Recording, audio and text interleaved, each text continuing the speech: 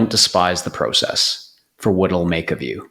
Push and lean into the pain. Not that you should be a masochist, not that you should be looking to make things more difficult, but when you experience pain, celebrate the fact that you're growing. I think Ben Franklin said it so well. He said, most people die at age 25. They just wait to 70 to get buried. I think that comes down to when you look at the lens of the world through a kid's eyes, everything's possible. Hey, Brad, welcome to the show. Steve, so awesome to be here with you. Really excited about today. Now, as we were saying earlier, we've actually kind of like been around each other's circles, and we know people that know people. So we're one degree, well, we're probably like half a degree away from each other, but we've never actually been able to spend time. And when someone said, "Hey, you got to get Brad on the podcast," my first question is always kind of like, "Why? What do we have here?" And then I got to learn a little bit more about you. And I don't want to say the usual, but in the world of entrepreneurs, the usual entrepreneur that tries many different things throughout their history. But then when someone said to me, well, basically, he's the real life Santa Claus. And I heard you were in the toy industry for, what was it, 25 years? Yeah, just over 25. That's right. And there's a book. We're going to go into the book in a second. It's called Startup Santa, which I think is probably one of the coolest names for a book ever. So fill us in on that career of 25 years as a toy maker. How did you get into it? Why did you get into it? And what happened over those 25 years to either keep you in it and then eventually make you go, I've had enough?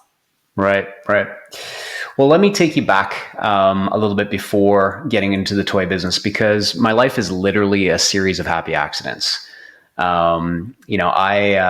I think back, it's been a very circuitous path in terms of how I became a toy maker. It was not the obvious path. I mean, I grew up in the plains of Canada, where it's known for oil and agriculture, and that's basically what you're supposed to do if you grew up in that area.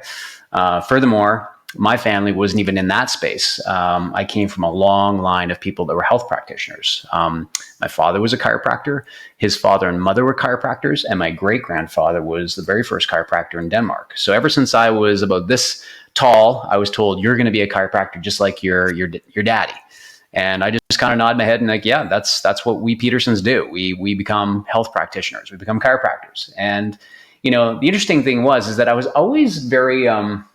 I'd call it mischievous as a kid, very curious, very mischievous. I often got into trouble. It was usually, clean trouble, nothing too crazy, but was always very curious about trying new things, attempting new things. And I had very entrepreneurial tendencies as a young kid. I would sneak into golf courses after hours and with my snorkel mask and my fins, and I would dive into the pond and I'd find all the golf balls at the bottom of the pond, and I would take them home and wash them up and put them in egg cartons and sell them for $5. And, I started what I still refer to as the perfect business model back when I was 16. So we lived on an acreage next to a forest, and I had access to endless amounts of trees. And my father had a truck, he had a chainsaw, he had a splitting maul. And so I went into business selling cords of wood. And of course, I used my dad's gas, his truck, his chainsaw. So I had no overhead. I just had to put in my sweat equity. And, I funded most of my outdoor pursuits as a young kid through that business. But as I had already teased out, I was on a path to become a chiropractor. And I actually went to school to take my pre-chiropractic. And I met at that time sort of the unexpected great, which was the gal that would eventually become my wife. And she had one more year to go before she finished her degree.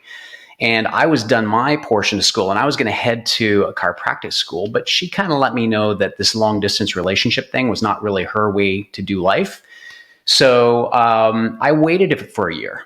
And, often people with entrepreneurial tendencies sitting around, they either get into trouble or they get into business. And in my case, I got into both.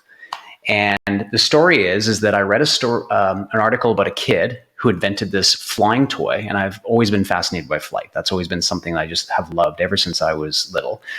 And it was amazing. You could throw it super far. And I was super excited about this product. I bought some, I played with it. My friends and I all thought it was amazing. And as I'm playing with it and considering it, I thought, what if you could maybe sell these things up in Canada because, of course, they were hard to get. You had to order them from over the border.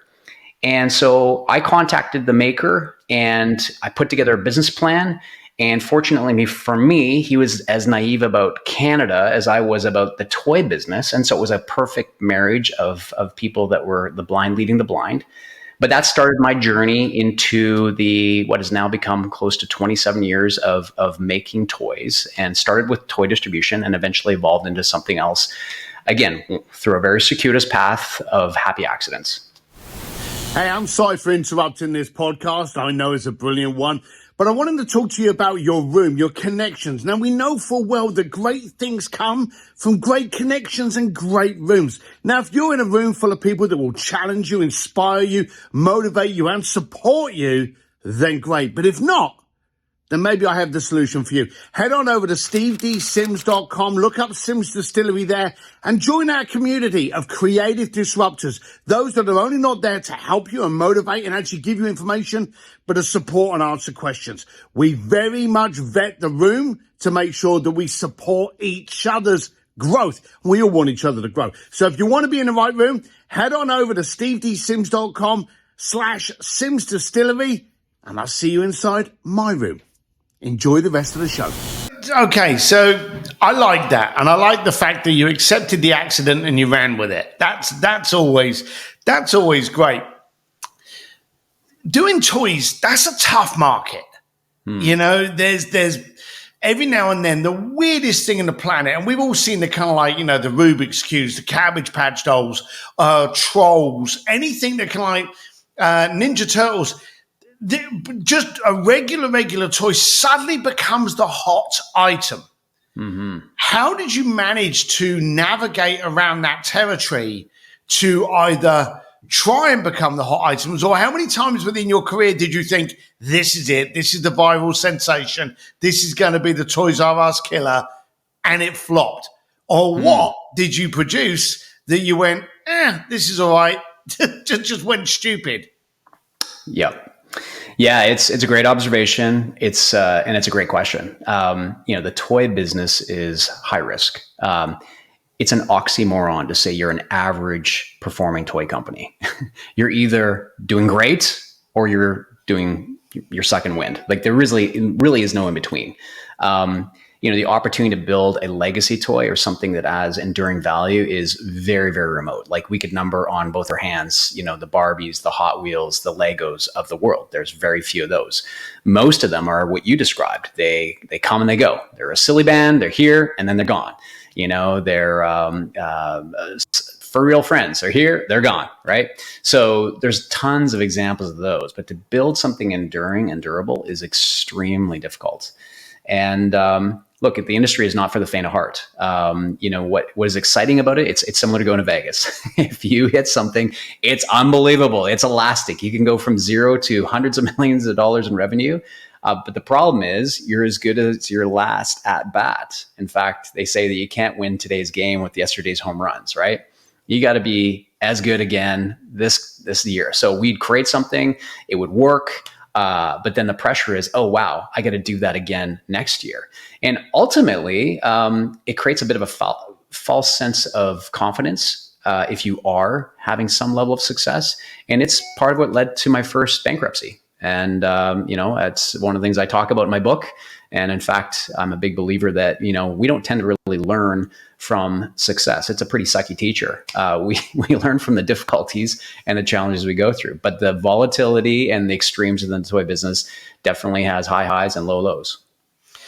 I wanted to pick on that, and thank you very much. And everyone should know that I never pre-question anybody. No one knows what questions I'm going to ask.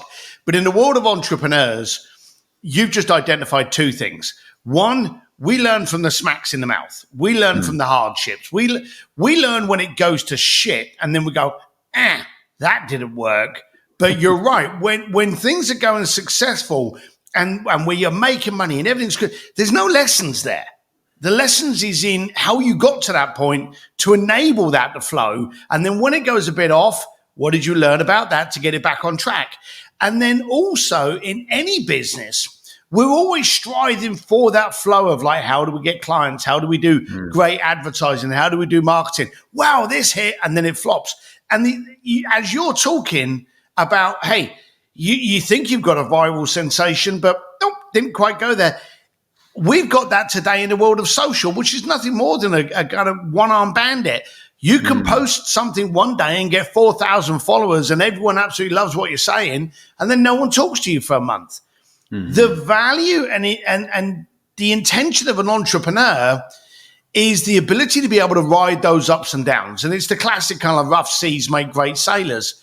Yep. You've mentioned that you didn't get a home run on all of your toys. You've mentioned the good, the bad, and the ugly of it, and you fleeted over the bankruptcy in it.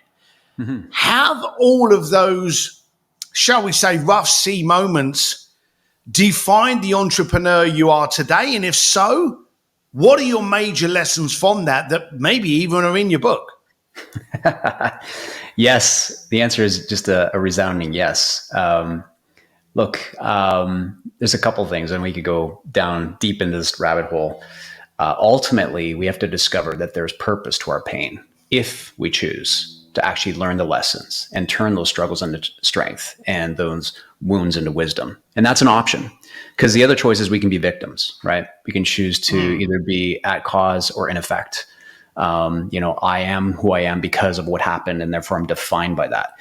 These difficulties are not meant to define you. They're meant to refine you. It's a part of the process of growth. And, I believe, and you've said it already, but I believe after sitting back and navel gazing, I just turned 50, so I get a chance to do this a little bit anyways, that to be truly human and to not just survive, but thrive, there's a few things we need. We need oxygen, we need water, we need food, we need companionship, we need shelter. You can list all the basic from Maslow's bottom rung of hierarchy needs. And I'd add to it struggles. We absolutely need to struggle. And, if I want to get fit, it requires going to a gym and hurting myself in small amounts to then build back stronger. In fact, the idea that I think is fascinating, and Ernest Hemingway said this, that the world breaks all of us, and some of us are stronger in the broken places. And he was referring to broken bones at the time, and the idea that, a broken bone, when actually it's mended properly, actually is stronger than before it broke. The alternate, though, is if it doesn't mend properly, it becomes gangrenous, and you can die from not having it properly heal. And so as I reflect back on my life, and again, I just want to pause to say that my life literally is a series of happy accidents. Like, I'm not in the toy business anymore, and we'll maybe talk a little bit about that. There was definite inflection points, whether it was bankruptcy, not once, but actually 3 times, being fired from a company I founded,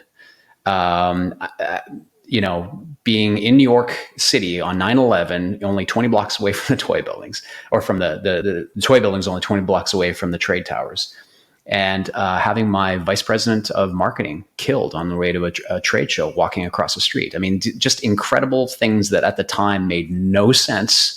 And to this day, I still say that it's an unpacking process, because we don't learn from what happens. We learn from taking the time to reflect on it and unpack the lessons there. And that's a big part of what I don't think we do. We're very superficial with our lives. We just kind of go over it and then we just move on, and we don't take the time to really understand it. But what I can say is that each part of that story on my journey basically forced a better path that I would never have taken on my own if I'd been successful going down that initial path. And quite frankly, what I discovered is that the life that I found on the other side of finding the purpose to my pain was better than it would have been the other ways. I had a distribution company in toys focused in Canada. My bankruptcy forced me to reimagine a new business that focused me into toy manufacturing, that went global, that went to licensing, did a whole bunch of things, which was infinitely a better business opportunity. I then went into a bankruptcy in my Hong Kong company, which forced me into owning an operation in Asia that became incredibly effective at doing toy design at a time when that was largely not being done, and gave us the unfair advantage. I eventually was fired from a company that I co-founded to then get released into an opportunity to work on clean tech and things that really matter, that relate to my personal beliefs around the triple bottom line, supporting both people, the planet, with something that truly is profitable, which means it's sustainable. Wow. You've outlined very easily there the difference between an entrepreneur and a wantrepreneur. The wantrepreneur is the victim. Oh my God, my Facebook ads don't work. Therefore, Facebook's the problem. Woe is me. I'm going to go and get a job. And the entrepreneur that leans into the problem. I remember many years ago, and I've said this story a million times, so I won't go into it too much. I was very fortunate to see and be in the SpaceX camp when they were sending the rockets up and the fuselage was coming down and landing onto the floating space in the floating platform in the ocean. And as it would fall over and explode, some of the people at the back, including myself, would go, "Oh shit," and everyone in the room would lean in and go, "Okay, where'd it go wrong?" And they would lean into the problem. Where are the nuggets? Where are the lessons? In those moments of pain, distortion, upset, upheaval, those are the moments that you can go, okay, there is some gold in here. And that's the main definer between an entrepreneur and a wantrepreneur. And let's be blunt. You're 50, I'm 56. Both of us come from a period where the word entrepreneur was actually a bad word. In the 80s, when you turned around and you said to someone, "Oh, what do you do for a living?" "Oh, I'm an entrepreneur." That meant you were selling stolen car radios out the back of your car or something. Yeah. An entrepreneur was not a glamorized position, but now every child wants to be an entrepreneur. They want to be Elon Musk, Mark Zuckerberg, Jeff Bezos. They want to be an entrepreneur. Entrepreneurs are the new rock stars. But the trouble is, it's romanticized.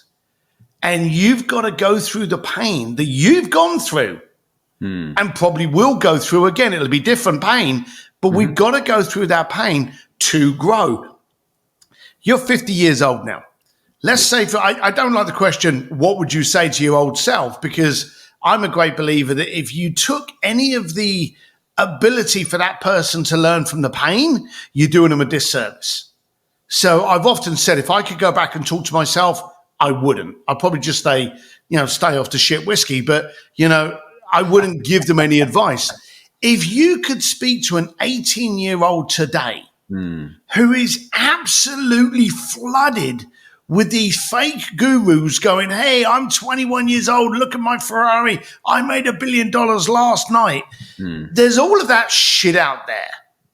What would you say to those youngsters that sadly are believing that crap? Yeah. Look, you're right. The reason they show those glamorous pictures of their life is they just want you to buy their course because they want you to falsely believe that that's just there is a quick get rich quick scheme, that there is a quick way to actually wealth. And as you and I both know, the Mark Zuckerbergs of the world are truly super, super exceptional. Like, that is something that does not happen on a frequent basis. Look, I would say to an 18-year-old what my father told me: don't despise the process for what it'll make of you. Push and lean into the pain. Not that you should be a masochist, not that you should be looking to make things more difficult, but when you experience pain, celebrate the fact that you're growing. Like, that is a part of, in order for a snake to get bigger, it has to shed its skin. It goes through a painful process of actually losing that initial skin because it's growing. And so you likewise should use the examples. And by the way, I think nature has all kinds of incredible examples for us in terms of, just what is the process? Like, gold is refined in fire. It doesn't become valuable until you refine it, right? A diamond is a lump of coal with a lot of heat and pressure around it, right? Again, the refining fire of life is what makes you valuable. And, when we look at the Mark Zuckerbergs or, the Warren Buffetts, Richard Bransons of the world, they are not impervious to problems. They just actually have bigger problems. Yeah. Right? And whenever you think you have a very unique problem, I actually just heard this the other day, and I think it's so great. If you think your problem is so unique, you need to do the CVS walk. And I was kind of like, what's a CVS walk? Well, go into CVS and walk up and down the aisles. And if you think there's a certain thing growing on your body or sort of that's unique to you, guess what? It's not. There's a cream, there's a pill, there's something in that store that they've already made for somebody else who had that exact problem. And guess what? During your entire life, there are going to be visits to every single aisle in that store, right? There's going to be times that you're actually going to go into that section where there's like walking devices and elevated seats for your toilet.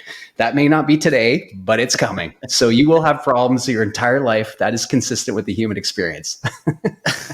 I remember Joe Polish used to say that aggravated oysters make pearls. And Yeah. I was very fortunate many years ago, and I won't mention his name. I was going to, but I won't. But you have very famous entrepreneur, and I was being sued for something, and I can't remember what it was. But bottom line of it was some kind of advertising or some kind of event that I had put together, and there was some kind of copyright infringement, or I don't know. They were ambulance chasing. They were trying to get some money out of me for an event that I was doing. And no one goes after poor people. They always go after the people that they get some money out of. So I had this ambulance chase coming after me, and it was one of my first lawsuits. And I was like, oh, my God, I'm being sued. It's the end of the world, when this happens. And I was with this very famous entrepreneur, and he could sense that I was distracted. And he's like, what's going on with you? And I said, I got sued today, and I didn't want to declare it. It was like, declaring that my nuts have fallen off or I had some kind of weird disease. And I didn't want to declare it. And I was like, I've been sued. And he's like, okay. And I went, have you been sued? And he went, today, probably.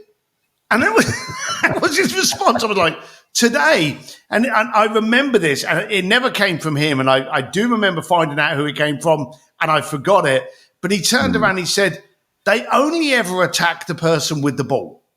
And I think that may have actually been Bruce Lee. But, that made me think, oh, okay then. And then there's all these things kind of like, be so successful, you have haters. And these things come with your growth. The pain of losing your skin, the pain of breaking things, the pain, as you say, of every day hurting yourself more to make bigger muscles. That's proof you're getting somewhere. Your scars are your roadmap of your travels. Agreed. A body without any scars hasn't lived. Yeah. So it's something to go, right, so you've had all this experience, you've been the toy manufacturer, you've pushed out into other ventures. Now you've got a book coming out in November. Why the book and why now? Yeah, look, it's a great question. Well, thank you very much. Because, look, first of all, I want people to know I didn't want to write this book. I already felt very much like the world had enough noise in it. Why does it need another voice, right? And part of that's just the imposter phenom, right? That, why do I have anything meaningful that people are going to hear about? So what I did want to do, though, is I wanted to memorialize my toy experience, because I had a lot of Forrest Gump sort of moments from the time I entered the toy business to the time I exited. And I thought, I'm just going to put together a bit of a memoir so I can capture it. And quite frankly, I needed to do what they now call narrative therapy. If you just write about stuff, it's amazing how you process and it's cathartic. It's a really helpful. And I write to find out what I think, actually. It's crazy how that works. But so I started doing the writing. And then I started sharing it with some people just because they wanted to know. And then I had, some people I value their opinion tell me, man, this is really good. Like, this is valuable to others, not just to you. And in fact, you'd be doing the world a disservice if you didn't actually release this to the wild. So that just, became the fuel to drive it. Look, I think the book is fun because, first of all, I am the real Santa Claus. I'm a toy maker from the North. I'm Canadian. I live closest to the North Pole. I made toys most of my life. I don't have as big a beard, not as you. And hopefully I don't get the belly anytime soon. So I'm working hard to keep those things down. But you said it so well that, scars are proof that you were stronger than what tried to kill you. And I really wanted to share the wisdom from my wounds, that there was a whole bunch of lessons I've learned. There's two different ways you can learn in life. There's knowledge, which is learning from your own mistakes. And then there's wisdom, which is learning from the mistakes of others, typically. And so I wanted to take some of my greatest lessons from being in the toy business, which just forces you to this, because of the extremes. There is, like I said, it's not a steady growth business. There's no single digit growing toy company. You are either doing double triples or you're not. And you're out of business, kind of thing. So it does force you to scale, to build out teams, to create a enduring cash flow. All that stuff is really forced on you. Otherwise, you can't make it in that space. And And furthermore, as I thought about toys, because toys are fun and play is a part of our human development, play is about problem solving. We learn about ourselves, our humanity through the act of play. And I'm also a big believer that we don't stop playing because we get old. We get old because we stop playing. So we should be playful. True.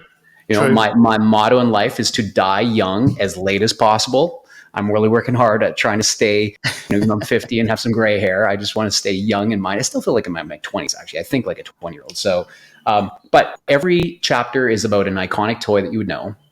What is the history of that toy, like where it came from? What does it teach us in terms of the principles that come out of it? And then I take stories from my experience in toys and I tie it together and say, okay, like G.I. Joes, where were they inspired from? What do they teach us? How do I take my experience? And this is a chapter about how two sayings from Navy SEALs that I've adopted in my philosophy. One is slow is smooth, smooth is fast. Yep. Which is hard to do in the toy business, but that was something I had to learn. And number two was that you need to advance, but at the same time, protect your flanks. If you advance without protecting your flanks, you leave yourself exposed. And, when you grow something quickly and you don't protect your flanks, you can have it unravel quickly too. So that's just one example, but there's Jenga, we had Etch-a-Sketch and Monopoly, Hula Hoop. I took all these toys and unpacked a lot of the fun history and just lessons to teach. Where can they grab the book? So the book is actually at, startupsantabook.com. If you want to know more, that's where you can actually go to check out the book. Or you can go to my website, which is bradpedersen.com. And Pedersen, you'll probably have to tell people how to spell it because it's not the typical version. It's PEDs versus it being PETs. So, but bradpedersen.com also has information on it. And we'll put that in the show notes below, but I wanted to make sure, I didn't want to wait until the end so people could know where they could actually grab the book. So what's next for you? You've got the book out there, you're a serial entrepreneur. Where's your focus now? Yeah, look, thanks for asking. I mean, when I exited the toy business, and I tell people it was a sudden exit with a soft landing. I was fired from the company I founded. You can read about that in the book. But it gave me a chance to reflect. And really I landed on sort of three things. Number one is that, I wanted to put my life plan before my business plan. I used to tell people how valuable was my family and my fitness and my faith and all these things I said were valuable. But if you looked at my calendar, the truth was I spent almost all my time on my finances. My business determined my life plan. And so I really wanted to reverse that. So that was the number one principle. Number two was the no asshole rule. I wanted to only work with awesome people. Just less of what I tolerate, none of what I would hate, and more of what I love in terms of the people I hang out with. So that's really kind of the filter I think about it. And the third was ultimately things that mattered, impact. I wanted to, our life is a flicker. And ultimately, quite frankly, I don't expect 100 years from now, everyone's going to remember my name. But what could I do today that could impact the person 100 years from now? How could I fire an arrow into the future that could make a difference for that person's quality of life? So I wanted to focus on things that did matter. And I think I'm inspired by people like Elon who have done the same thing. They're saying, I'm going to electrify the planet. We're going to make interplanetary space travel possible. So for me, it was about environmentalism. How could during my lifetime, I have literally shipped billions of pieces of plastic around the planet, all to put smiles on kids' faces. So it was very noble in terms of what it was trying to do. But the reality is most toys end up within landfill within a year because kids play with them, they break them, they go into the garbage can, they go to landfill. And, so the end of life story is not awesome. And it's a very, general consumerism. It's just promoting buy more, right? So as I thought about my next, it was how do I do things that actually would matter? And so that's where I got involved with Peel a Case, which led also to Lomi. And the entire principle and vision behind it is to create a waste-free future, starting with the end of life at the beginning and ensuring that products are made with a graceful end of life. And Peel a Case makes products that way. And Lomi provides the end-of-life solution for the infrastructure that's missing. And it's been such rewarding because not only am I applying my experience from making things my entire life and the creative that goes with that, but also knowing the impact in terms of, decarbonization, and which obviously is an issue with what we've seen with climate change as of late. I mean, we just had raging forest fires go through my backyard literally a week ago. So we understand it's like the world is changing. And, I think the greatest threat to our planet is not climate change or the war in Russia. The greatest threat is people thinking that someone else is going to solve our problems. So we need to be proactive to try and figure out solutions. And I wanted to lean into that. So that's why I'm committed. My current time is there. And, I'm investing into other companies who also kind of fit the same sort of profile, that are looking to make impact with the way that they are making products. And that's my area of expertise. Now, you've made it clear that you want to be as young as possible for as long as possible.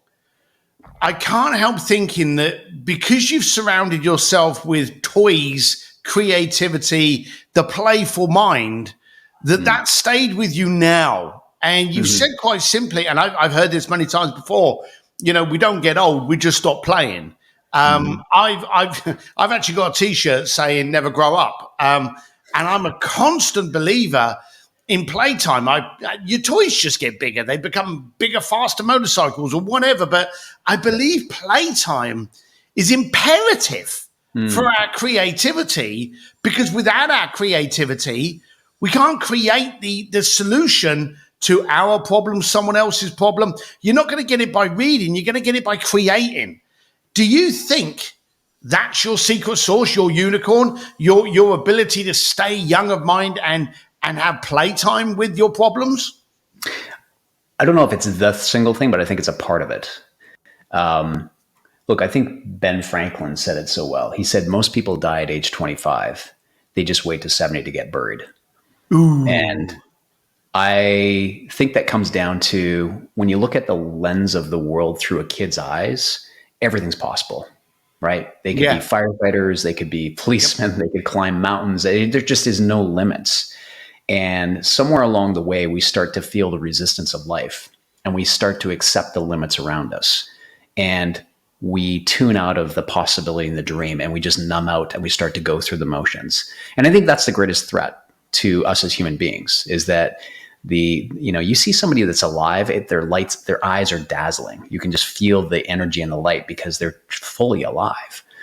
And so, playfulness is a part of spurring on the creativity, the inspiration, the curiosity. And that's something that then sets us on an abundance mindset, right? When we lose that, when we start to just settle for and numb out, we choose a scarcity mindset that, makes us victims of what's happened versus the heroes of our own journey.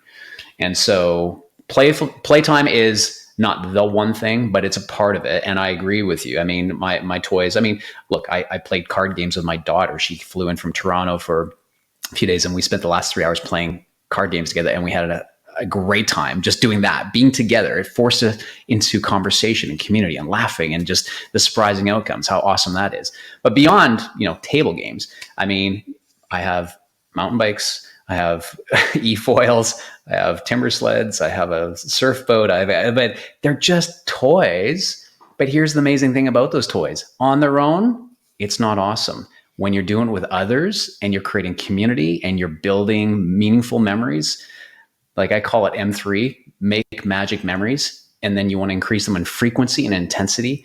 At the end of the day, that's what's really going to matter at the end of your life. It's not going to be your return on your investment. It's going to be your return on your memories and your experiences. So the way that you do that is through play, because that's where we get the most, in my experience anyways, that's where we build the most meaningful moments with people that matter. You heard that from the real life Santa. So, man, I've enjoyed this, Brad. Thank you very much for coming on the show today. It's been enjoyable. I'm going to put bradpedersen.com is the website with a D. I'm going to put all the show notes below so you can grab his book. I wish you all the best. I'm glad that you're still playing, and keep doing what you're doing, pal. Thanks, Steve. Awesome to connect with you, man. Look after yourself. Bye.